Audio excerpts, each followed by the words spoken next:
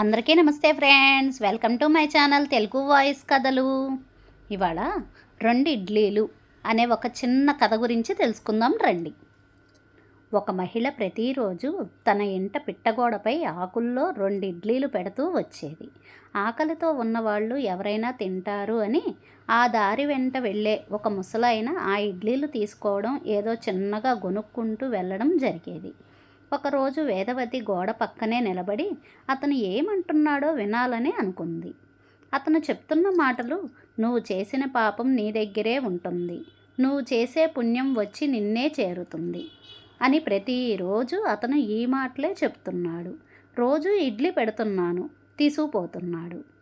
నువ్వు మహాలక్ష్మి, చల్లగా ఉండమ్మా అని చేతులెత్తి మొక్కకపోయినా పర్లేదు, ఇడ్లీలు బాగున్నాయని చెప్పకపోయినా పర్లేదు, ధన్యవాదాలమ్మా అని చెప్పటం కూడా తెలియలేదు ఇతనికి.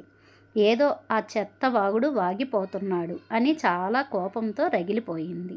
అయినా ఇడ్లీలు పెట్టడం మర్చిపోలేదు. రోజురోజుకి అతనిపై పెరుగుతున్న కోపం అతన్ని చంపేయాలనంతంగా మారిపోయింది. ఒకరోజు ఆ ఇడ్లీలపై కాస్త విషం జల్లి పెట్టబోయింది. కానీ మనసు ఒప్పుకోలేదు. చేతులు వణకడం మొదలుపెట్టింది.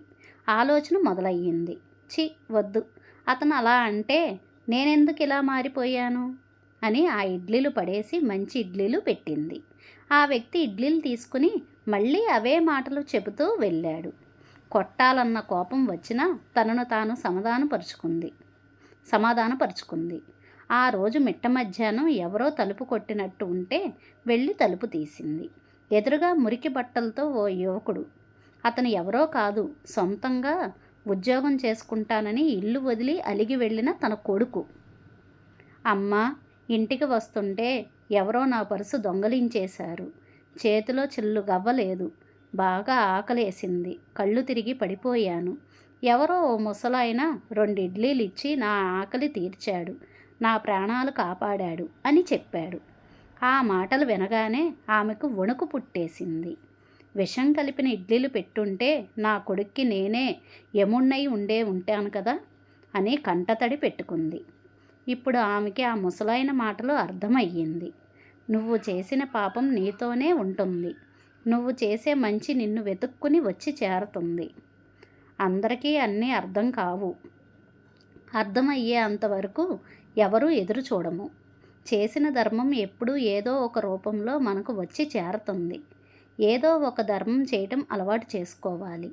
మనం తెలియక చేసే తప్పుల నుండి బయటపడే మార్గం మంచి చేయటం మాత్రమే, మంచిగా బతకడం మాత్రమే. మా వీడియో కనుక మీకు నచ్చితే కనుక లైక్ చేసి, షేర్ చేసి, సబ్స్క్రైబ్ చేయండి please. Okay friends, thank you for watching.